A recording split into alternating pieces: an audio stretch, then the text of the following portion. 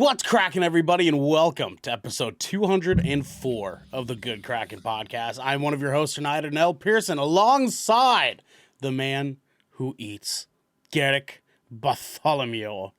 Eaton. What's happening, baby? Just enjoying my spring break currently. Have been spending a lot of time on the video games and He's been gaming. recently I've been gaming. And my wife and I also recently just this is like a third watch for me of Telu. But I finally got my wife to watch the first season of The Last of Us and she loved it. No tears because She's got she's that built dog different. in her, bro. She got that dog in her. But like, she still really enjoyed the show. Had lots of questions. Looking forward to the next season. So, All right, yeah, I think she really enjoyed it. I'm happy that she liked the show. Dude. Other than that, I've just been spending so much time on Elden Ring. I think I put like another 20 hours in. I'm just clearing all the bosses. Just doing I'm doing side quests. Like I've got like an interactive map up on my computer while I'm playing. I'm like checking things off. He's in it. I'm in it. Like I am playing Elden Ring right now. God damn, baby. I really need to like restart with a new character and because I've been contemplating like restarting it and just like doing a strength build and just like blowing my way through. You know what I'm saying?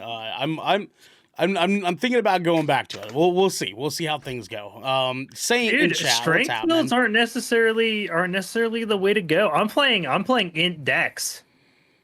Yeah, I'm playing an intelligence Dex build. You played a lot of Souls before, and I know that I've played a lot of Souls too. But like I don't know. There's something about like because I went in with effectively a strength faith build was what I was going after, which because that's like that was what my early build was. That's like my favorite build to do in most Souls games is a strength faith build. But there's so like little faith options at the beginning of the game that like dude, you're struggling pretty early on. Definitely. I definitely feel like there's a lot more avenues available. But dude, strength, if you can you just restart and like make sure you do the Ronnie quest line and just go for the Dark Moon Greatsword. Yeah, it's in every Souls game, bro, and it's busted every time. Greatsword's really good. Also, I went Dex. I think Dex Bleed, or whatever the thing is for Bleed. I think it's like Arcane. Oh yeah, you probably went Dex Arcane, Rivers of Blood. Yeah. Yes, that carried me through the whole game. Made me beat Millennia first try. That shit was fun. That Rivers of Blood sword is fucking gnarly, dude. Gnarly. I'm doing the Dex Intelligence, and I'm using like its sister sword. I'm using Moonveil, and I used both. I had them. I would switch hands sometimes if I wanted to use Moonveil. Yeah, I've got Moonveil, but then I'm also using the Wing of Astal. That's like my primary weapon right now. Ooh, Wing of Astal is sick too. Okay. Yeah. Honey Boobies in chat, what's happening? How you doing? We love you. I'm a Moonveil bitch. I love saying so much, dude. I love saying so much. Yeah, I'm thinking about hopping back on the train, but I gotta finish Uncharted first. So I was talking to you about before. I beat all the way to the end. Like you gotta go to the end. I gotta see it through. I gotta see it through. Also though, I wanted to ask you guys. So there's been a lot of trailers that have been dropping the past few days. And I've been like, of all the trailers going on, right? Because we got Secret Invasion, we got Blue Beetle. Trailer dropped, a new trailer for Spider-Verse came out. We got a good amount, but the one that like I've been thinking about a whole lot has been Extraction 2. And I don't know if you guys saw the first Extraction movie or not. Have you guys seen it?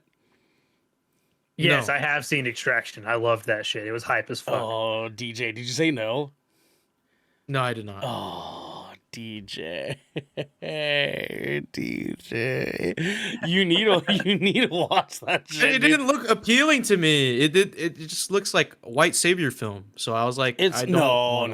It's not quite that. It's not quite. I mean, it is a pretty atypical like military movie, but it is a single pan shot like military John Wick. Oh, so like the cinematography is what The carries. cinematography is fucking bucko, dude. Like that shit The goes story wild. is nothing to write home about. It's pretty like the plot's pretty like Because like military I've just been hero burned sorta out guy. on the military white man saving like someone in the Middle East. Like Yeah. it just gets tiring. So I was like, It's- when I saw that, I was like, no, absolutely to be not. fair, they do it in good taste. It is in good taste. Like his reasoning for wanting to do it is more aimed that it's a child rather than it being like a foreigner. You know what I mean? So it's more aimed for him to be like, well, god damn it, I have to save this kid now. You know what I mean? Like so Okay, it's more like that. so it's But not like that new movie that's out, The Covenant. oh Jesus Christ! When I saw yeah. trailers for that shit, I was like, Yeah, no, no. don't do that to yourself. Don't do that to yourself. Honey Boobies in chat. Look how much your channel is growing. So proud of you. We love you. We love you so much. Thank you. We've been working hard and hardly working. You know what I'm saying? But speaking of which, we got him, baby. We got the man, the myth, the legend. We got Twitch.tv's DJ DJ. What's happening? How you doing, dog? I'm doing good, dude. I am just chilling. Through the past weekend, we my film that I've been working on, the student film I've been working on, we've made some progress. We got 2 shoots done. And it's looking pretty good so far. I went to go see the D&D movie yesterday again. This time I brought a friend Good movie. because that Good friend movie. was my friend wasn't able to go with me last time. Which and now they've seen it and they're like, that was a really fun movie. We were just cracking up the whole time. We were like, I would just keep looking over, like when you're showing someone something, you keep Yeah, looking over for you're their looking at reaction. it like You're seeing just their waiting for reaction. their reaction Yeah. almost as much as you're Yes. watching the Pop movie. off. Pop Yes. off. Yeah, because I know it's gonna happen. But yeah, it was really fun watching Z, my friend Z, just like laugh and stuff. And their favorite characters were Simon and Zank, uh, which are. Like it was so funny, especially when the Zank part is like, oh, he's walking in a straight line. He's gonna go around the rock. Oh, nope, he's walking right over the rock. The part's so good, dude. He's like, nope, he's still I mean, going. that's my favorite part. Not traffic and colloquialisms. You wouldn't understand. Thomas might, but Jonathan might. Jonathan. Yeah, my bad, Jonathan. Did you guys have you guys seen any like behind the scenes stuff on that like pop up on your like feeds or anything I yet? didn't know No. that they actually did a D&D campaign like Yeah. before they started shooting. Well, one I one would've of them bumped my did score not. to 10. One character Oh, one of them. on the cast did not do that, and it's the cameo. Was not had, like, yeah. He's never Right. done any D&D or But- whatever, but the main But characters, yes, all of them. The main cast, yes. I did not know that. I would have bumped my score up to 10 because I thought it was just like written that way. But I would have bumped my score up. So go see They D&D got that movies. They're fun hands-on movies. experience God first. damn, baby, you know what I'm saying? God damn. But speaking of hands-on, we're getting hands-on with you guys today because today we're talking, you're welcome, fuck turfs and the deadest horse turfs. of all dead horses and much, much more because this is the the horses, Good man. Kraken podcast, your choice for all the nerdy video game and pop media news, reviews, and discussions that you want to hear live every Tuesday at 7 p.m. and Saturdays at 12 p.m. Fuck turfs. If you're on this wave, you can head on over to our Discord channel where you can submit questions and topics to the show, get exclusive content, and soon have early access to episodes before they go live on podcast and video services across the digital sea. Fuck turfs. But if you've emptied your pockets for the latest and greatest in entertainment, that is totally fine. You can watch us record the show live right here at twitch.tv/Good Kraken Show. Good Kraken Show. If you have Amazon Prime, you also have Twitch Prime. Tell them, DJ. Prime Gaming. And we would love for you to give that to us to help keep us pushing content out for all of you guys that are listening or watching at home. But you can also support us by going to our YouTube channel by clicking that beautiful bell and big red button, or by subscribing to our podcast channel by searching Good Kraken with an exclamation mark and leaving a review there. the #1 podcast into the Bermuda Triangle. Thank you, DJ.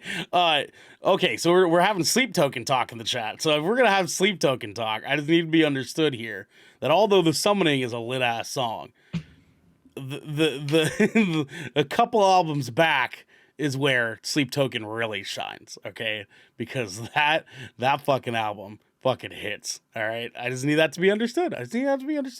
All right, go back 2 albums with sleep token. And then you're hitting the good shit. You know what I'm saying? Because, I mean, Saints of Sugar's top tier, too. That's a fucking good song. That's a horny song. All right? You want to get a horny song, Sugar is it. All right? That's you, Garrick. I'm looking at you. I'm trying to bonk you. You know what I'm saying? I've listened to their whole discography. I know. Good. Good. Attaboy. DJ!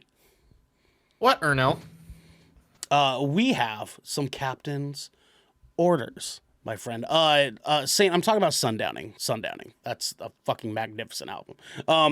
Guys, Sundowning is good. I do prefer This Place Will Be Your Tomb, though. Sorry. You do? I hate that album.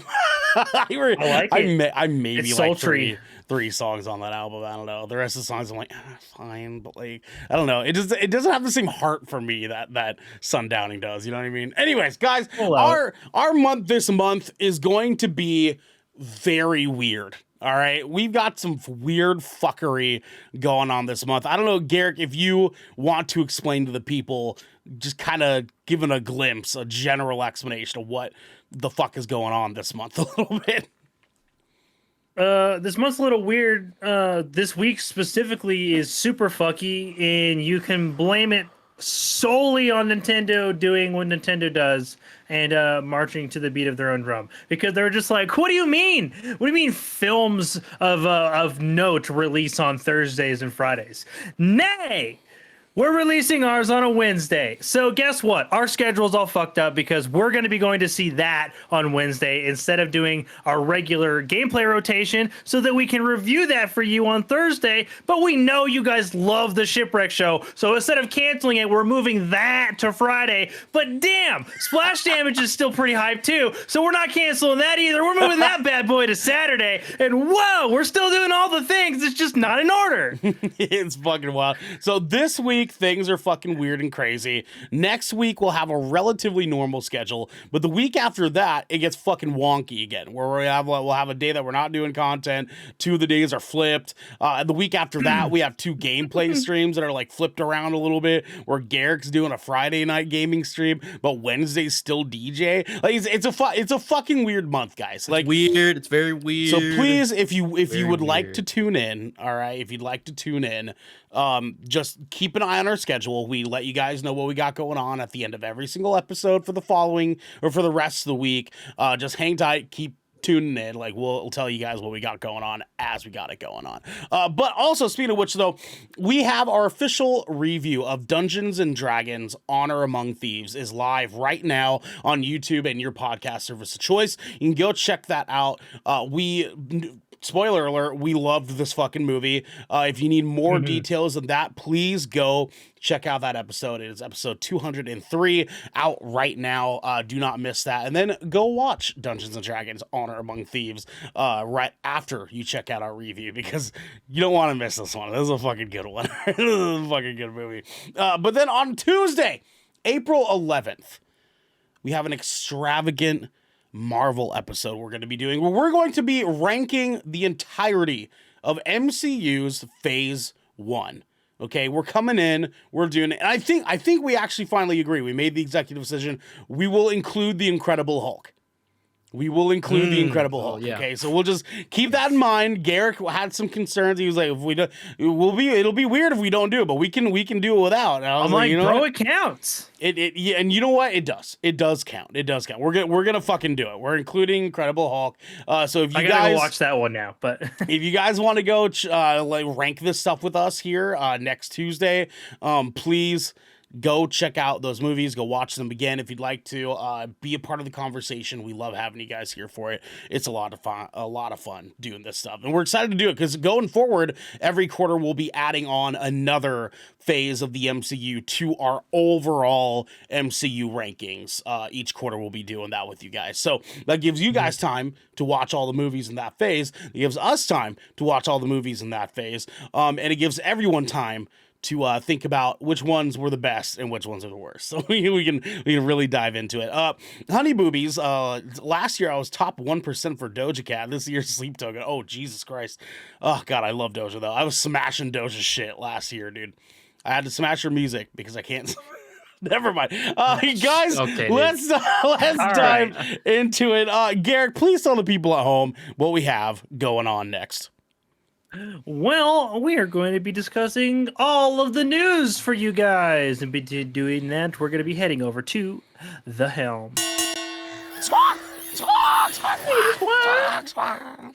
Squiggity squawk. Who said squiggity squawk? Squiggity squawk! Guys, The Helm is our little news segment where we talk about some updated news for you guys. We can keep everybody in the loop here. We do this every couple of episodes so we can kind of get ourselves around to some of the big things going on here. But first up, we got live action Moana announced starring Dwayne The Rock Johnson.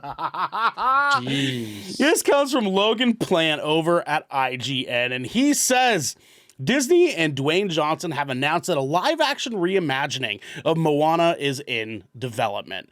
During today's Disney annual shareholders meeting, Johnson appeared to reveal the project. Little was revealed about the new movie, but Johnson said Moana, Grandma Tala, Te Fiti, Heihei, and of course Maui will appear. Johnson, who voiced Maui in the original animated Moana, will bring the character to life in the live-action version. In the announcement video, Johnson once again credited the inspiration for Maui to his grandfather, former WWE star Peter Maivia. Quote, "This story is my culture, and this story is emblematic of our people's grace and warrior strength," Johnson said in a press release. "I wear this culture proudly on my skin and in my soul, and this once-in-a-lifetime opportunity to reunite with Maui, inspired by Mana and the spirit of my late grandfather, High Chief Peter Maivia, is one that runs very deep for me," end quote. The movie will be produced by Johnson, Danny Garcia, Hiram Garcia, and Beau Flynn. Auli'i Cravalho, who voiced Moana in the 2016 original, will serve as executive producer.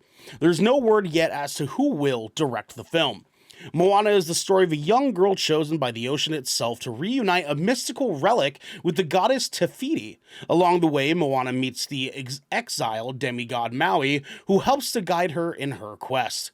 The live-action version of Moana joins a growing slate of Disney live-action remakes, including Beauty and the Beast, Aladdin, The Lion King, Mulan, the upcoming Little Mermaid, and much more.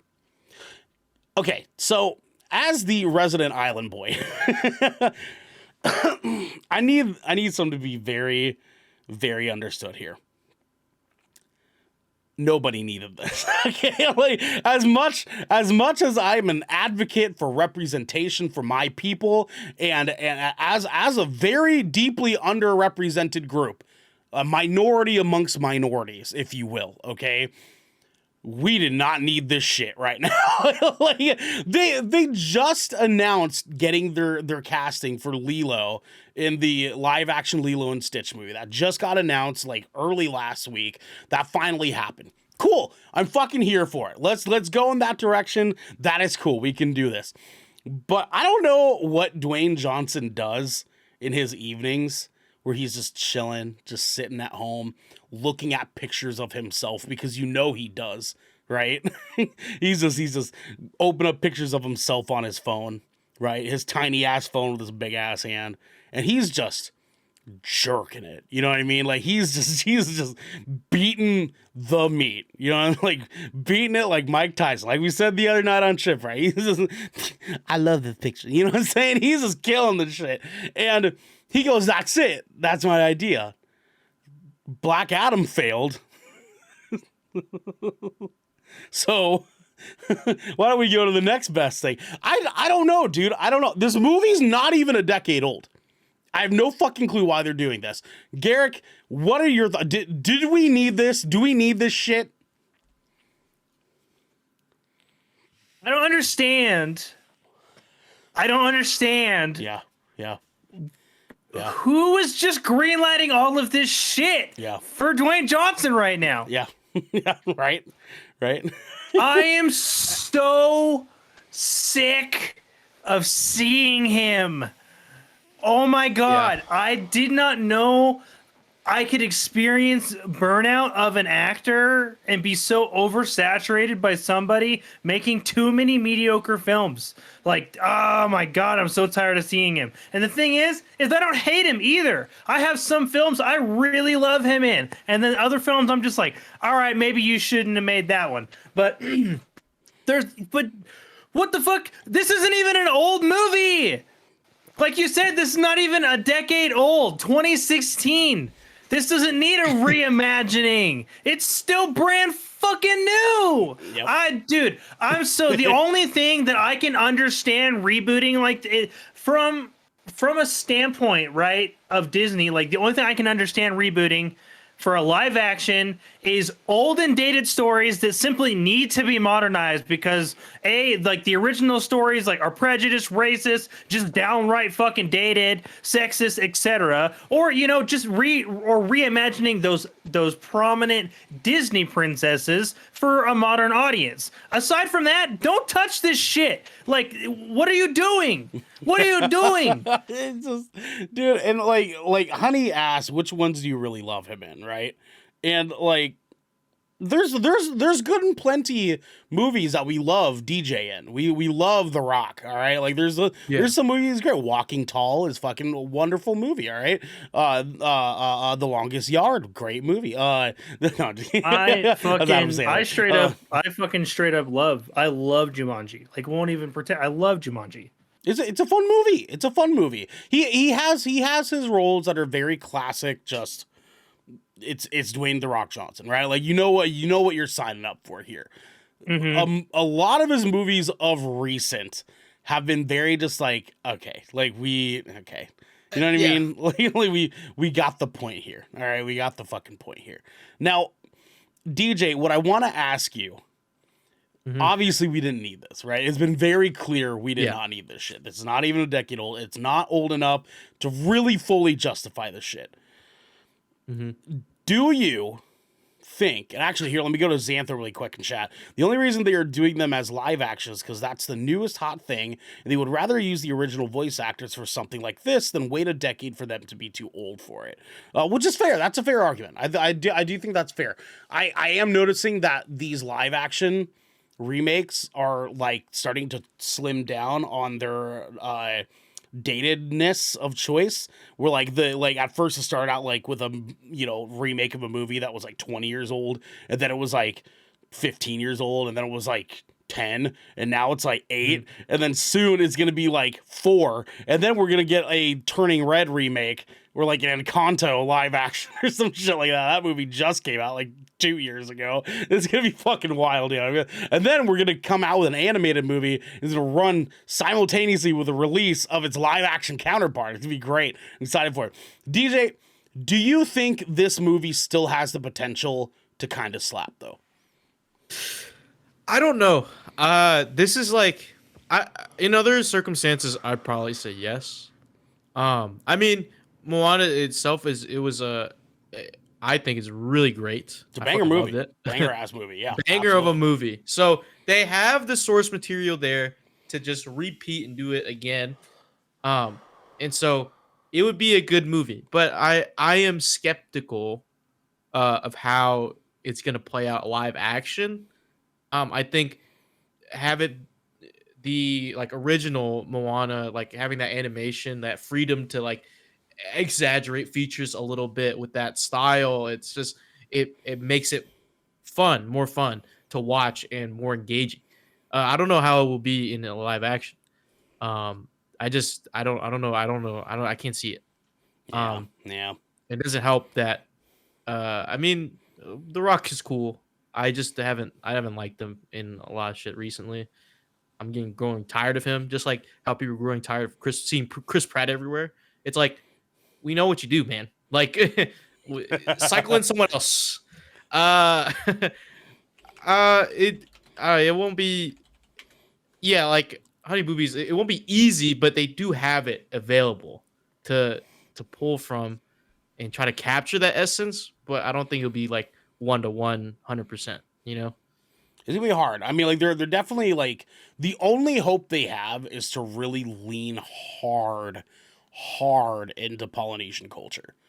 Like they're Mhm. really like they'll have to make it as realistic as possible to make this shit Like make a sense, full right? like Polynesian cast, Like type full on, shit. like we need Like a couple Hakas in this bitch. Like it's gonna have to lean it has to really play it. really fucking hard in that direction, and I really do hope that it does. I'm concerned on how they're going to make the villains in this story come to life, right? Like who's playing the crab? Like who's like, is it Danny DeVito? They're gonna put Danny DeVito in a crab suit and he's just gonna make him crab walk like, I'm Danny DeVito. Like I don't understand what they could possibly do for that, but I guess we will fucking see. In the meantime though, we also have some other fairly kind of halfway disappointing news, depending on how you perceive it, but we shall see. Garrick, can you please take our second story, my friend? Absolutely. Warner Brothers looks to close deal for a Harry Potter HBO Max series. And this is coming from J. Kim Murphy at Variety. Warner Brothers Discovery is looking to close a deal to produce a Harry Potter television series. According to Bloomberg, which was first to report the news of developing talks, the projects would be directly based on J.K. Rowling's best-selling book series rather than its in-universe spin-off such as Fantastic Beast films. Each season would reportedly draw from one of the books, suggesting an ongoing franchise that would stretch for years for the studio. An HBO Max spokesperson declined for comment. Under the deal, Rowling would maintain a degree of creative involvement with the series, though she would not serve as primary creator or showrunner. Sources close to the situation suggest that talks between Warner Brothers Discovery and Rowling's camp remain in a preliminary state. The studio is looking to house the series under its streaming banner HBO Max, soon to combine with Discovery Plus and rebranded under a new name. Warner Brothers has long pursued a Harry Potter television series, with rumblings about the project emerging in January 2021, predating Warner Media's acquisition by Discovery in 2022. News of the developing deal comes from Warner Brothers Discovery is preparing to host an April 12th presentation for investors and the general public. The event will preview the integration of the HBO Max and Discovery Plus, as well as the company's upcoming slate of streaming content. Warner Brothers also has previously adapted each of Rowling's Harry Potter series into a blockbuster feature, beginning with the Harry Potter and the Philosopher's Stone in 2001 and concluding with Harry Potter and the Deathly Hallows Part 2 in 2011. The 8 films generated more than $7.7 billion at the global box office and popularized the Potter brand even further. Even with the original book and film series having concluded, the properties have remained a dominant cultural force, spawning theme park attractions, the spin-off film series Fantastic Beasts, a hit Broadway production in Harry Potter and the Cursed Child, and a recent video game in Hogwarts Legacy. So, Garrick, I know you and I are very crossed about this as two people that do genuinely enjoy the Harry Potter story. Okay. DJ, I don't know if you're in that boat as well. What I will forgot I had Hogwarts Legacy installed. Right. So basically in Honey, what we're looking at here is that we're going to be getting a show from HBO Max that is effectively a remake of the Harry Potter movies into shows of the new cast, the same characters, same story, but each book is going to be its own season of the show. Okay. So Correct. as two potentially three fellows that genuinely enjoy the world of Harry Potter, However, we do not enjoy bitch face that owns Harry Potter for very obvious reasons that have been talked about very Yes. thoroughly around the world. Garrick, do you just have any initial thoughts in garnering this as news here? One, did we need this? I guess you could say is a good follow-up question. And then two, should we be getting this, regardless of whether or not we needed it? Dude, it sucks. The Harry Potter is such a conflicting thing for me as an individual because I personally love Harry Potter, but I fucking hate J.K. Rowling's worldviews, like all of them. Like she's shit, and it's really frustrating because I was exposed to the Harry Potter universe long before I even knew who Rowling was. Like she was just a name on a book to me for years, right? Yeah. And then, but fuck, dude, just the fact that she's still going to be directly involved in this really bugs me. Because like we saw the outcry and the negative backlash around a Harry Potter like a Wizarding World centric piece of content, and she had nothing to fucking do with it other than the fact that she was the creator of the source material, and that still that had a slew of issues. Yes. That was voiced by players, the community, and fans alike, all around the world. And the thing that is glaringly obvious to me, and absolutely anybody that's going to read this article, is this is not being made for the fans. This piece of content is being made for dollar signs for investors. That's fucking it. They're literally just gonna try to like catch lightning in a bottle twice.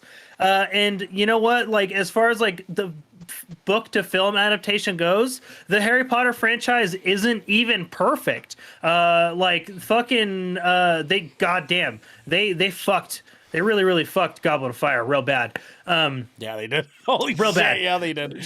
Woo! Goddamn. But like the thing is like people are still very like beloved to those films, and it would almost, I feel like it would almost besmirch those who took part in, once again, a not very old piece of content. Yeah. Just for the sake of rebooting it. And like everything about this article just tells me, right, because like it's going to be presented in a because of investors. Like this is all coming down to news related to an investor presentation that just happens to be shared with the general public because that's what they do to garner interest. And this just shows dollar signs. Nobody needs this. The fans are clamoring for this.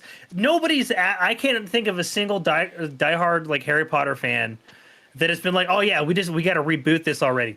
Just go watch the movies that already exist or read the books if you already happen to own those, right? It's just one of those damn things, but we don't need this. And like the fact that like J.K. Rowling continues to say problematic shit without any disregard for anybody else other than herself and the lining of her wallet, like the fact that she's involved with this is just dog shit for me.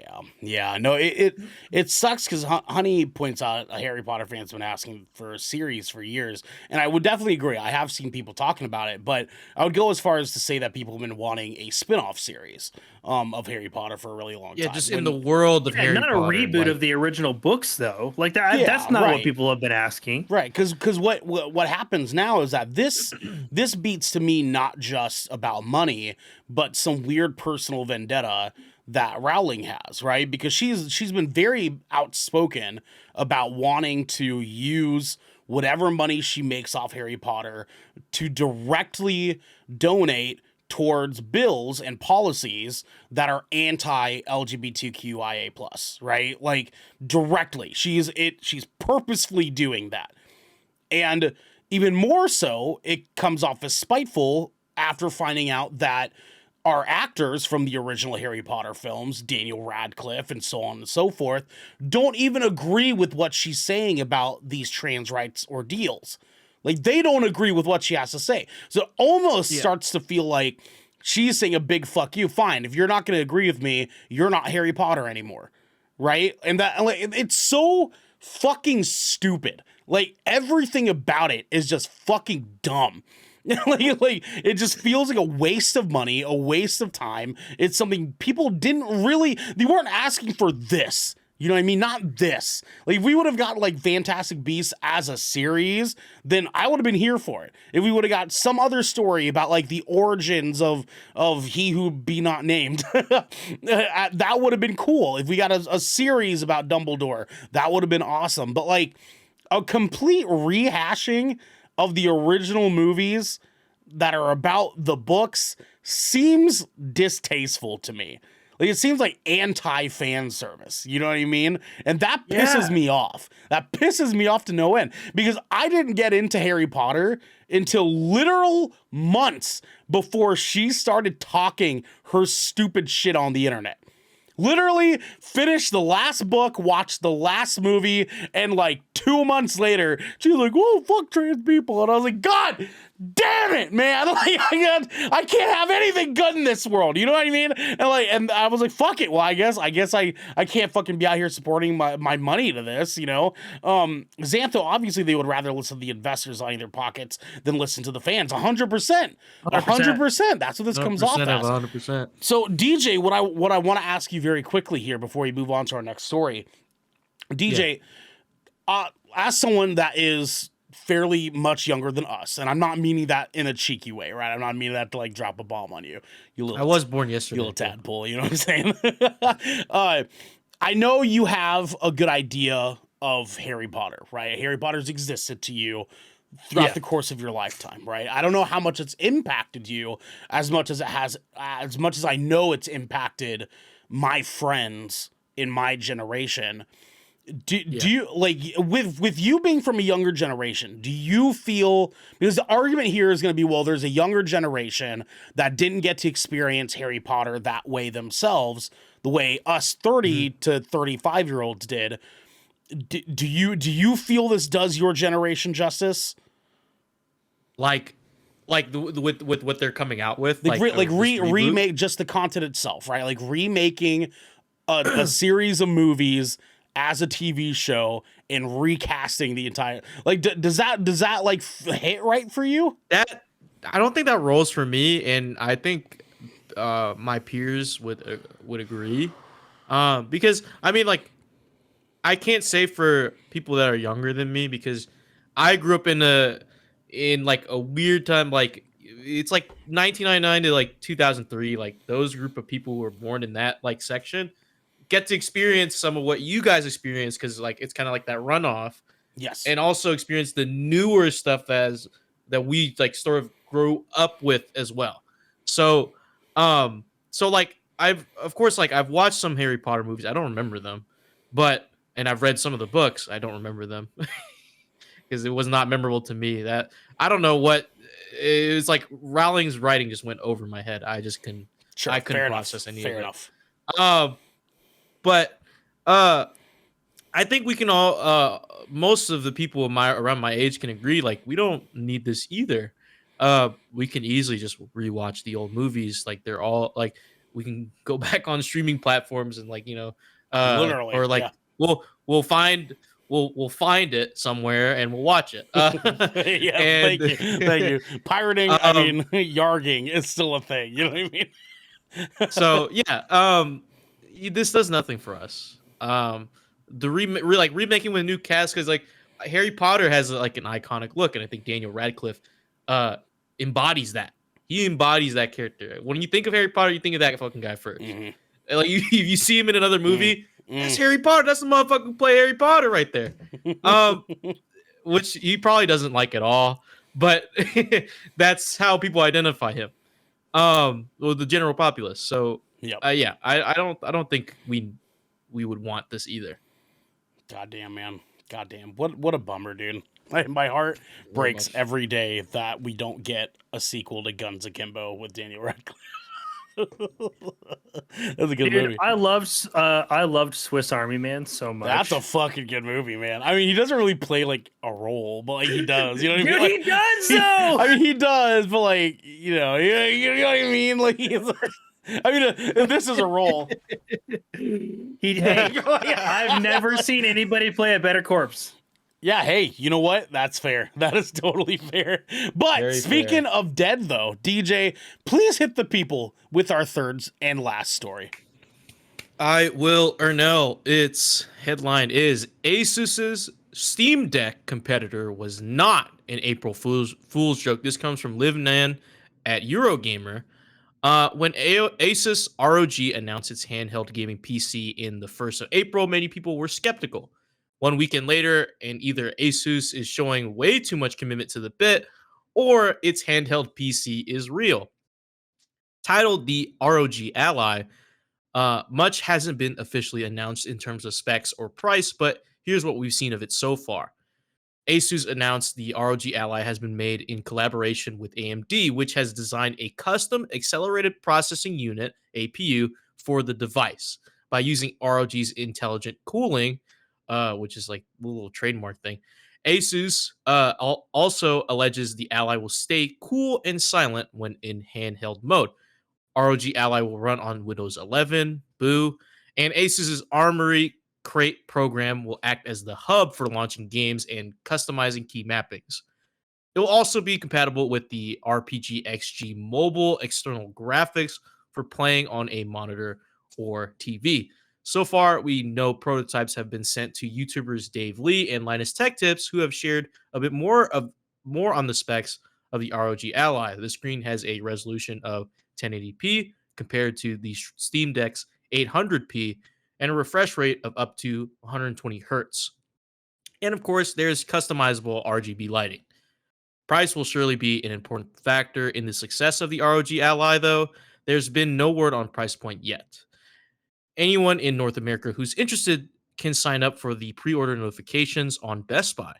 Since Valve launched the Steam Deck last year, it's not faced any significant competitors in the handheld PC market. It would definitely be interested. Oh, they're talking first person. I would definitely be interested to find out what Digital Foundry thinks of the Asus ROG Ally if they get their hands on one. So we have finally a direct competitor to the Steam Deck, and I have to say hey, listen, we called it. We called this shit. You know what I mean? I guess it's low hanging fruit, but we discussed a long time ago. Is this the age in which the Nintendo Switch starts making handheld gaming a thing? Right, and we're not talking about mobile gaming. We're not talking about gaming from your phone. Straight up, like mobile handheld gaming is what we're talking about here. Okay, and the Switch being sort of the master of what the PSP tried to do many moons ago, which And was the PS Vita. and the PS Vita, and them mastering what the Game Boy failed was trying to console. do. It shouldn't have been. Still It was pretty good. it was way ahead of its time, man. It was way ahead of its Way time. You know ahead what of I'm its saying? time It was for sure. Way ahead of its time. If a PS Vita came out right now, we'd marketed. be all over that shit. Exactly. We'd be poorly all over marketed. that Yeah, shit. it's rough, man. But yes, we would. If they came out with like a PS5 ETA. A Pizzerita? If they came out with a Pizzerita, maybe. PS Vita. One, Quentin Tarantino would lose his mind, bro. He'd lose his mind over that. I'll take but- 10. I need 20 right now. But also, too, that would be fucking dope. Thank you, honey. Thank you for making that come to life. So, DJ, this is potentially the start of something big here. Okay? We now have handheld PC gaming. All right? And I know that's weird. That's weird to say. That's weird to say here. I can't imagine picking up my entire PC tower and taking it somewhere. I mean, hey, that's the beauty of it, right? Is Yeah. this DJ? Is this the future? Yes and no. Okay. I think we're in very early stages of this kind of thing happening. Because I feel, yes, eventually, yes, we will get to a point where we don't need to have a tower, monitors here. We can just have one or two devices, and we can take one on the go and have one at home, and then we click in like the Switch. And we'll have all of our daily needs, and everything will be super fucking portable and mobile. With this story, Asus has always been on top of things like this, like new, like try to breach into new markets. Especially with the ROG series, like their ROG department, they're always like, we got to have the top tech, and we want to be the best of the best, like fucking enthusiast level shit, right? Right. Right. Because like, you know, the ROG like lines of graphics cards, those are always sought after because they've overclocked them, and they have like massive fucking cooling on them, and they're priced to the high heavens. So I'm sure this one will probably be like, how much is a Steam Deck? You It's guys know? 550. 500. Yeah, 500. This is 1,200. It's gonna be $1,200. Yeah, you think? You Retail. think? Oh wow. Like near Oh, wow. near 1,000. There because the fact that Valve has made it just like 800p. Like, okay, I'd say like 800 to 1,200. That's usually their price range around shit like that. You know, Yeah. because they've made phones, right? They made the Yeah, ROG phone. that dope ass ROG phone. Yeah, yeah. Yeah, and that's like 800, I believe. Mhm. Like, so I wouldn't be surprised if this is in the ballpark of 1,000. So and to have it run on 120 hertz screen on a handheld, that's fucking crazy, man. That's got to be $1,200 worth of hardware in there. I'm just worried about cooling, and I'm worried about because we're still on fucking batteries. Yes, That's the we thing. are. That's the only thing that has been limiting us. We're still on fucking lithium ion s batteries or some shit like that, right? Batteries that die out if you charge it too much. Yep.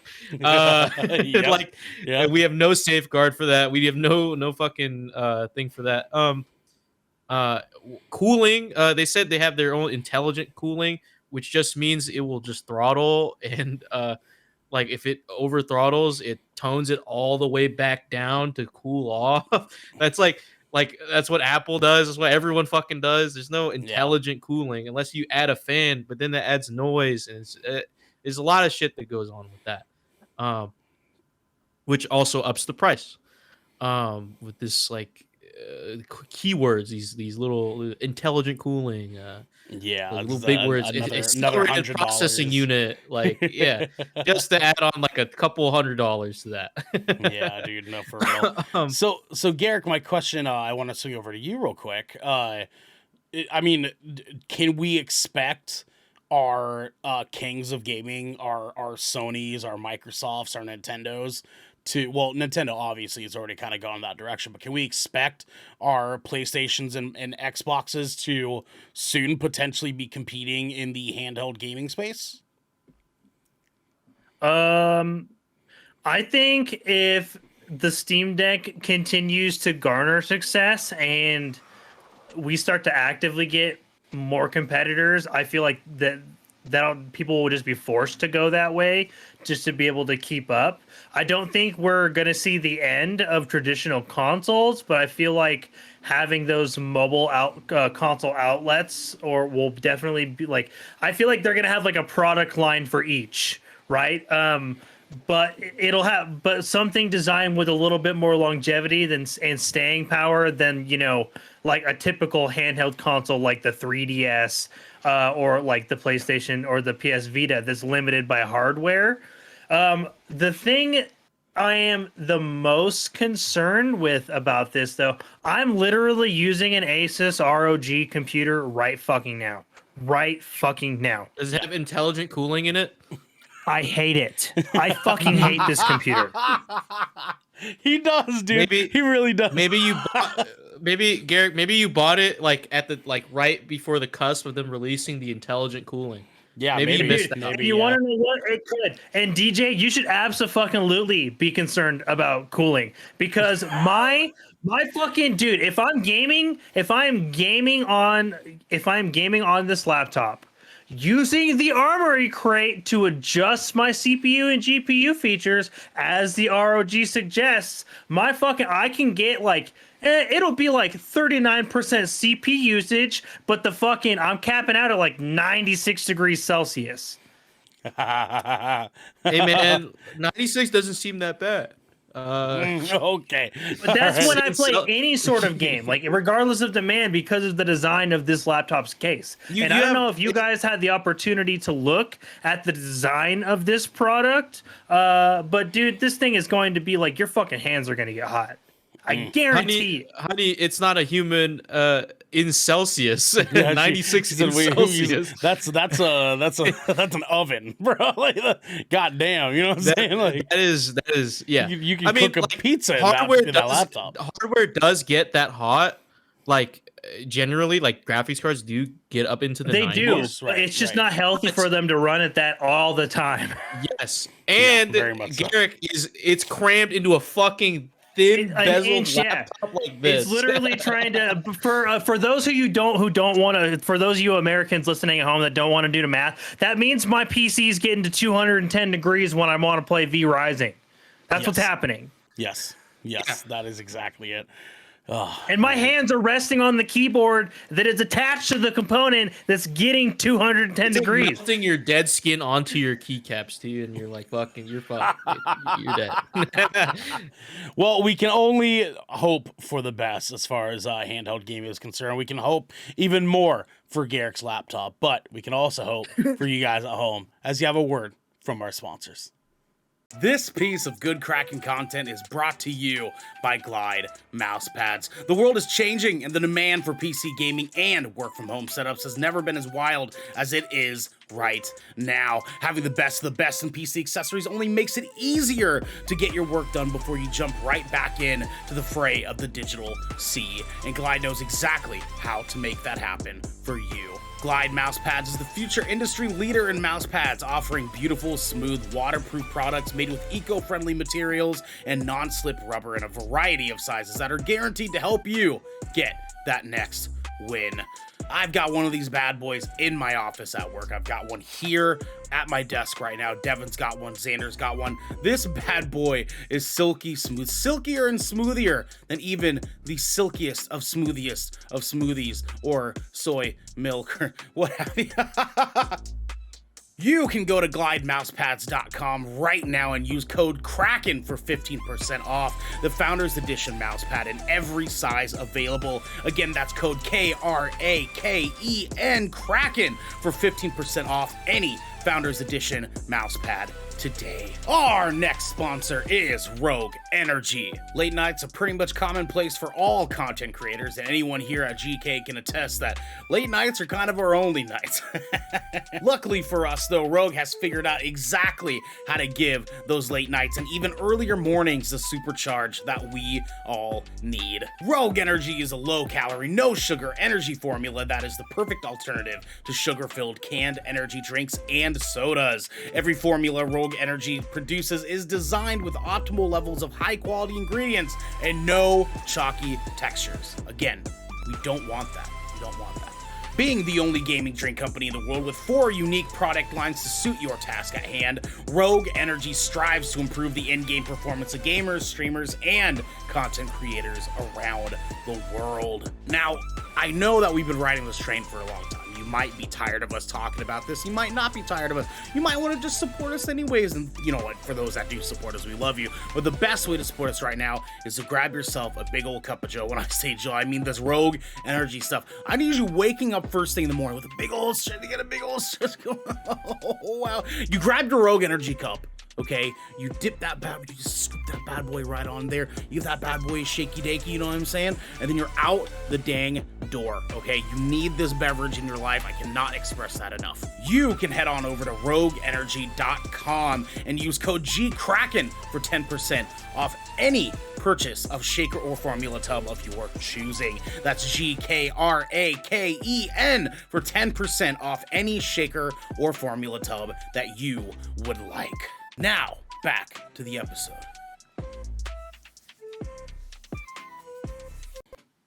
We are back, ladies and gentlemen, thadies and thents. We are here to do the thing, including going to our final segment. DJ, tell the people what we have going on next.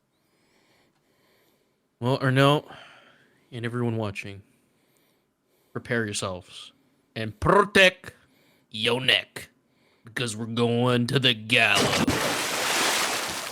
Protect your neck. Guys, for the gallows, our headlining segment, our finale tonight, if you will, is E3 finally dead. Okay, so last week we got news that E3 was calling it quits this year. After basically finding out that not even Ubisoft wanted to be on their showcase. they didn't even want to give him skull and bones, bro. Jesus Christ. That was insult to injury, honestly. E3 Ubisoft said no. Right. They were like, okay, we're not gonna do this with Microsoft. We can't get Sony. That's a given, right? At least we have Yeah, Ubisoft. at least we have maybe. Ubisoft, bro. At least we have them. And they're like, no. We're out. Yeah, for real, dude. For real. So, guys, the question at hand here, we have some very unfortunate news that E3 is now gone for this year. We don't know if it's going to come back next year or not. We do know that there are a lot of people that were involved in trying to get this machine running that are unfortunately now having to just accept the fact that all of their hard work went down the drain. It sucks. Mm-hmm. I wish it was not so. But now the question is at hand. Are we ever going to get an E3 again? And again, because we've come back to this conversation a couple of times, what is this E3 going to look like going forward in order for them to be successful? Garrick, let's start with you, my friend. Alrighty, so I don't know if you guys recall, Ernell actually just mentioned it. We've talked about, we actually had an episode last year where we were discussing E3's upcoming involvement and what that looked like. And what did I say? Who would like to remind those at home what I said? Yes, if I could. Ernell, what did I say? Hi, Ernell from the Good Kraken podcast. Garrick, I believe you said no. I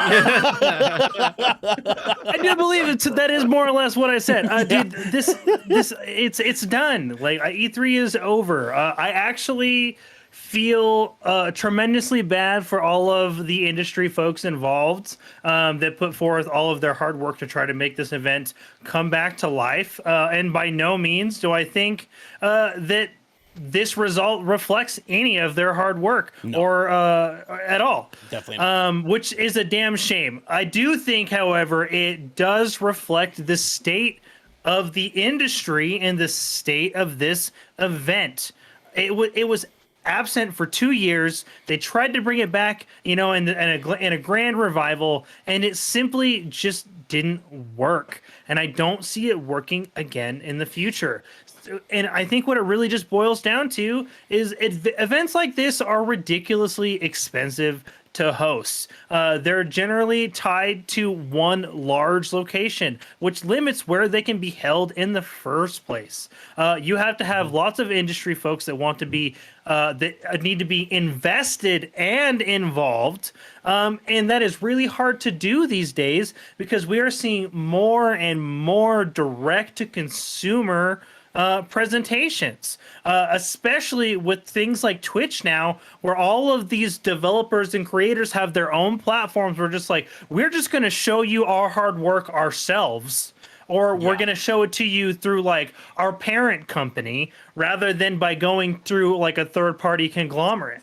Or we have very special events that are just game releases that aren't tied to other things like tech demos, or future updates of the industry, which E3 was also associated with. That because E3 was an event that was just as much for the industry folks involved as it was for us game players at home. But there's really not a need for that anymore because the industry is just so interconnected through the nature of the internet. And a lot of that changed simply when we went to work from home stuff. And frankly, these sorts of events, not a lot of people want to attend because we just experience a pandemic, a 3-year long pandemic that we just barely recovered from, that is still not even quite done yet. Like, it's not, COVID's not gone. We're just managing it a little bit better now, more or less. Yeah. But it still impacts these events. We've had people go to events that may or may have not gotten sick from said event. Yeah. Right? And like that, and that sort of stuff lingers in people's minds. But when we have direct digital events that are just about the consumer, right? Like Summer Games Fest and the Game Awards, which are just all about rewarding the people playing the games at home, it is way more easy for us to get invested in those because we know it's just going to be stuff that's catered to us as the player. And everybody on an industry level is doing their own version of that these days, or they're getting in, or they've all gotten involved with Jeff Keighley's Summer Games Fest or the Game Awards because of E3's recent absence. They kind of did it to themselves because they needed to restructure, because their event was failing because it was using a dated model that just doesn't fit current cultural and world norms when it comes right down to it. And here we are. We with a sad failed attempt of E3 making a return, and I just feel like investors that are involved in the project still will not be interested in returning to this in the future, and that they're going to be looking to put their money in already successful existing projects and game showcases. That was, yeah, no, I think you pretty much hit it on the head. It's disappointing to see. I mean, like we all have, we talked about this last week. We all have a very deep, beloved history with E3, and it is heartbreaking to see it go. It's heartbreaking to see this happening to it, and the people involved like having to effectively suffer and feel like they are less than because this did not go the way that they wanted it to. But unfortunately, it's just the realm that we're in. DJ, what I want to ask you is, no bullshit, what do you think it'll take? Like, if they did decide to come back and say, hey, E3 is going to come back, but things are different now, right? What does different mean to you? What do you see in a world in which E3 is able to come back again? What does E3 look like? Dude, honestly, I can't even answer that. Like, I don't even know what it would take. Realistically, like in a realistic setting, I don't think we'll ever see it come back. E3 to me is E3 is dead. Not only dead, was murdered, and the murderer is Jeff Keighley. And, yeah, goddamn, he owned it. He owned that fucking. He said, "I fucking did it." Call the police. I did it. Yep. Jeff Keighley was the Punisher, where he's like, "I did it, and I liked it, and I liked it. I loved it. No matter of fact, I loved it."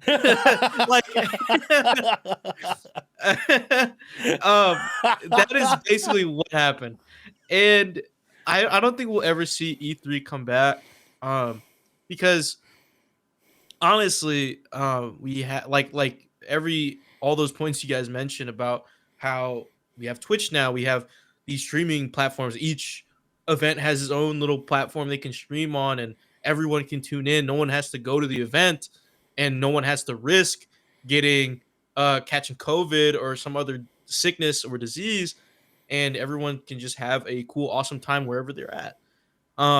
Because then, like, and it minimizes risk for the people who are creating these events, because you know you can't. No one has any legal ground to sue you over, like, oh, why would you let sick people in, blah blah blah, and that whole fiasco, right? Yeah, that whole little roundabout type of thing. Because people are always going to be like, oh, like they'll slip on their own and be like, oh my god, it's the venue. Why would they do this? Oh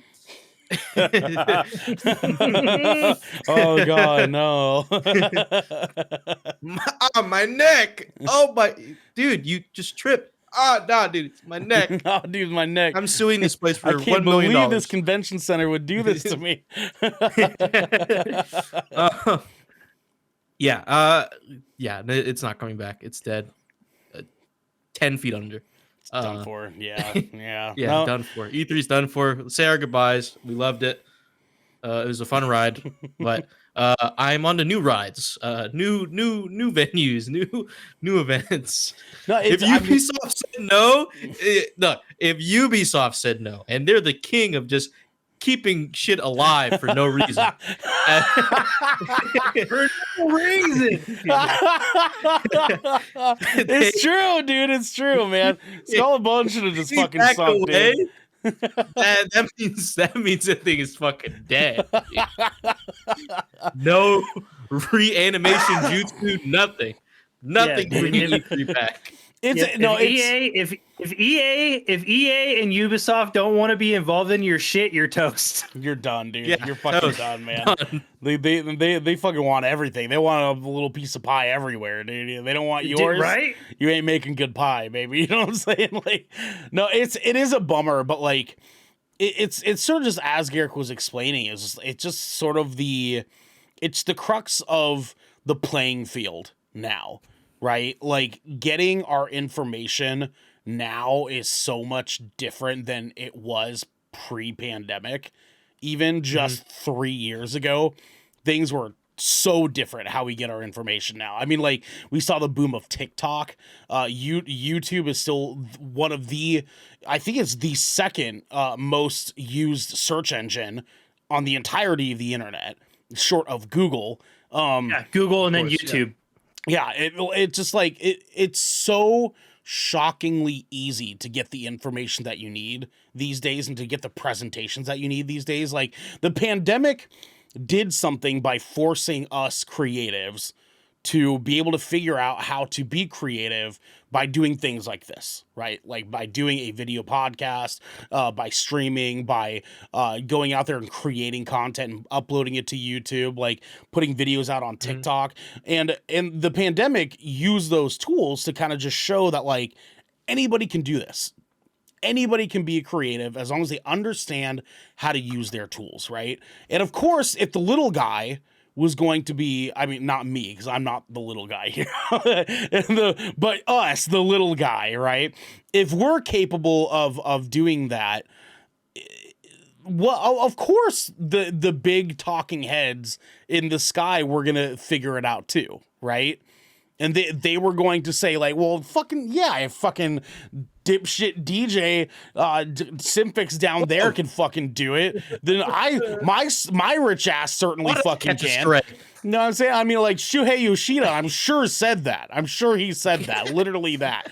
He said never mind. I'm not gonna go there. Smart call. Thank you, Gary. Smart, very smart call.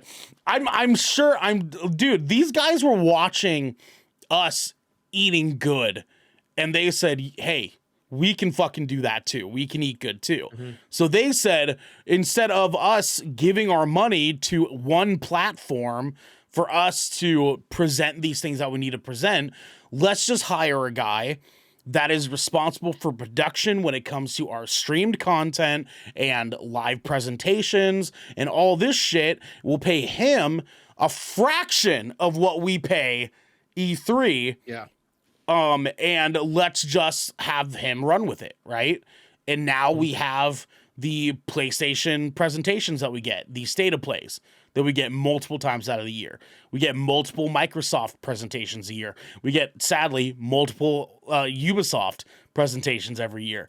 We get constant Nintendo presentations. Like, we get these, like, drip fed to us as just 30-minute quick glimpses of whatever the fuck these platforms want to show us. And all they know is that we're going to keep fucking coming, because us video game fans are fucking idiots. We keep giving them our money.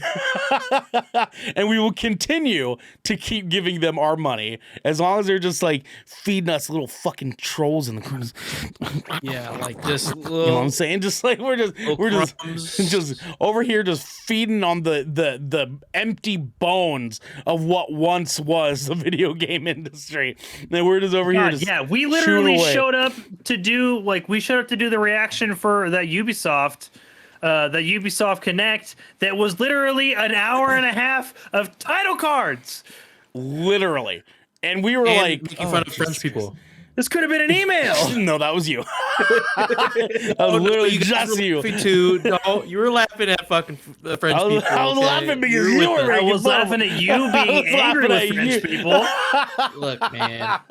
Look, man. Because I can You just guys see are your my face, dude. accomplices in that. You guys are my accomplices. You Well, can't. just We one- laughed. just We're- one chick. You know. One chick on the TV screen was like "Suckle bleu," and like I could just see DJ in the corner, like. No, I don't know what came over me, dude. That shit was the most hilarious shit every time. I don't laugh at that. I've never laughed at that so hard before. Like I've never laughed at like that's, No, you it were was fucking bad. killing It us. was- Dude. You I was were cackling. No, I fucking was for sure cackling. taking I us was the cackling. fuck out, man. No, so in summer, yeah, I think it's safe to say I agree with you guys. I don't see a world in which E3 can come back to us. Not in the same world that we also have opening night live, Summer Games Fest, the Game Awards, State of Plays, Microsoft presentations, like Nintendo's presentations, Directs. like Nintendo Directs, Yeah. like not in that world, right? Not in this reality can we get an E3 and have it still make sense. Because it's competing. It's competing against Jeff Keighley, one, who has just spanked the ass of video game presentation marketing, right? Like he's Yes. cornered that market. He's and there. he's got He's it in a been there, fucking and he will chokehold. continue to He's be the there. presenter for the industry. The- period. and like they He took lost that spot. E3 lost Jeff Keighley. They lost him as a producer. And they're like, well, Yes. fuck, what are we gonna do now? And he was just like, I'm gonna do what you do. Like, could you imagine having an apprentice, right? It's the fucking story of Anakin Skywalker. He came in and he said, I want what you have. And they were like, no, dude, it's Creed 3, DJ. It's Creed 3, right? Yeah, Jeff it is Keighley Creed was like, 3. you took my life, okay? You took what I was supposed to have, and now I'm gonna get it. You know what I mean? Except E3 doesn't win this one. You know what I mean? Like it's E3 doesn't come back and win. No Cinderella story for E3. like E3 is just dead. because like last week we entertained the idea of like what if E3 was the indie showcase of all indie showcases, right? Like what if they recouped their cost by just taking in every single indie developer that they possibly could and said, we'll do like a presentation for all of you guys, right? And if we get enough of you guys that could potentially recover the money that we've lost by no longer having Sony and Xbox being involved in this, right? But after having like a week to think about it, no, there's no, that would not be, they would not be able to make enough money to make up for what they're losing by not just losing Sony and Microsoft, but also losing EA, also losing Ubisoft, also like the fucking list goes on, dude. We didn't even get to see it unfold more, but I'm sure they were going to lose more. Right? If they would have kept trying to like beat that horse, we would have gotten the fucking next announcement would have been like Blue Point. It would have been Garrick, help me out here. The company that bought like all those indie developers. Oh shit! Embracer Group. Yeah. God, what the hell are the actual name of the publisher? Well, they used to be. Oh, they used to be THQ Old Nordic. Little Lamb was published by them, and so was like Death's Door. Yes, and the Crash Bandicoot remake stuff. They used to be THQ Nordic, but now they're called Embracer Group, and they probably would have been a part of this, and they would have been like, nah, dude, like we're out, like we're not giving you money. Devolver Digital. Devolver. They would have been out, and they're hot right now. They're Devolver is hot like, right now. if you're an indie developer, getting with Devolver is like, that is like AAA indie is Devolver. Yeah. Yeah. Yeah. And if THQ Nordic didn't want had nothing to fucking do with it, who else do you have? You have guys who make games on Steam. You would have just been the Steam presentation where like every indie game developer. Even, Right? what is it? What's his name? And Valve doesn't need publicity. So It doesn't. It's like And E3 2023 presents The Choo only- Choo Charles 2. And it's just like Yeah, out of like- the Dude, imagine being for real. like a game journalist, like running like around the E3 event. Like, so we're with the developer of what's your name? Revival Man 2. Sequel? Well, Revival. can you Man. tell us about Revival Man 2? Yeah, it's just like Revival Man 1. We just added a little bit more features. Like, all right, thank you so much. This has been E3 coverage, 2023. I'm John Scott. We'll get back to you. Dude, that's how I feel. imagine Jason Schreier at a broken just skeleton of what once used to be E3. Like he would eat that shit alive. He'd be like, "Oh my god, what the fuck is this place?" That would have been Like, a hell of an article to read afterwards. Jason Schreier would have ate that fucking event alive, dude. Like, oh my god, I kind of want. If they didn't, if E3 didn't die before it like before it happened, like the event would have killed it. If the event itself would have killed it. Even when someone would have just done it It would have been in. so disappointing. It would Yeah, exactly. physically implode. Jason Schreier would have went and he would have released a tweet like 20 minutes after doors open. E3 mid. Confirmed. E3 mid. That's just a headline. mid. That's it, dude. E3 is mid. And the article is just yeah, I said it, and then that's it. Like Yeah, he's just like, yeah, dude. I don't know, man. It's a bummer, but it's impossible for us to like have anything more than just a chip on our shoulder about this. And like it sucks, but at the very, very least, we still have opening night live. We still have Summer Games Fest, regardless of how exhausting summertime is now as video game reporters and creators here at Good God. Kraken. Yeah, summer's a little full now. Fucking Yes. Summer Games Fest keeps us busy. I'm not excited for another like 2 months A from now. whole week, yeah. Jesus Christ, dude. I mean, like listen. I wish our summer announcements were in one day still. It's just not the world we live in now. But unfortunately, we'll try to cover it for you guys at home as much as we possibly can. But we'll see how it goes this year. we will try. We will fucking try. Okay. In the meantime, guys, let's go into our schedule for the rest of this week. So tomorrow we are not doing content because on Thursday we have a Good Kraken podcast where we're going to be doing the Super Mario Brothers movie review. We are seeing it tomorrow, so we will not be doing any content just so that we can review it on Thursday for you guys. So please come in 7 p.m. Pacific time, live right here at twitch.tv/Good Kraken Show. We will be talking about that movie with you guys. It's going to be a very, very fun time. But then on Friday, we have the Shipwreck Show live recording where we come in and we just hang out. We just have a good time. You know what I'm saying? And you guys at home can have a good time too, because if you are on our Discord and you are a Twitch subscriber, you have access to a channel in there called the Shipwreck Submissions channel, where you can go in and ask us any question your wonderful, beautiful brain can possibly think of, and we will pick the best questions that we think will make for the best conversations on the show, and we will answer your question live on the Shipwreck Show so that you guys can be a part of the content as well. So Friday, that is live 7 p.m. Pacific time, just like the other weekdays of the week. But then Saturday at 12 p.m. Pacific time, 3 p.m. Eastern time, we have another Splash Damage. That is our multiplayer gameplay stream, where we will be playing Valheim again, because our last save apparently got corrupted. So Devin took the liberty of going back in and creating a town for us, I guess. He went in and made it all prettied up. Garrick went in and helped him with some of it, and now they want to present it to me. They want to show me how dope this place is. So we're gonna go in there. We're gonna hang out. We're gonna make it a fun time. A little early afternoon gameplay stream.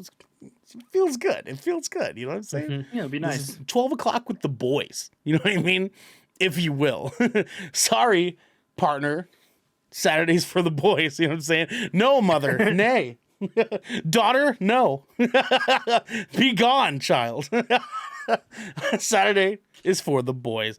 Guys, please let us know whether or not you think we will ever get E3 back, whether or not you think E3 is officially dead, and whether or not you think Jason Schreier should still go anyways. We want to hear from you guys. he just goes to like the Los Angeles Convention Center. It's like, hey, where's everyone at? Where's everybody at? I thought E3 was going to be here. He's just like echoing alone. Anyways, guys, please let us know how you feel about E3 these days. We want to hear from you guys. Let us know on Discord. Let us know on Twitter. Let us know in the comments down below, and we will talk to you guys down there. In the meantime, y'all, this has been the Good Kraken Podcast, your choice for all the nerdy video game and pop media news, reviews, and discussions that you wanted to hear, live every Tuesday at 7 p.m. and Saturdays at 12 p.m. right here at twitch.tv/Good Kraken Show. Good Kraken Show. If you're riding this wave, you can head on over to our Discord channel where you can submit questions and topics to the show, get exclusive content, and soon have early access episodes before they go live on podcast and video services across the digital sea. Yarg. Jargenhugen. That's my my Swedish pirate. Jargenhugen. So stupid. Jürgen Dargen Morgan.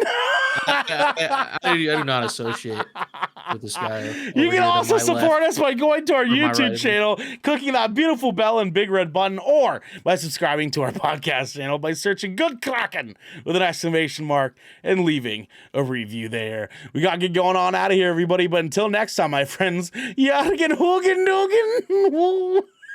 You're listening to the #1 podcast in Atlantis.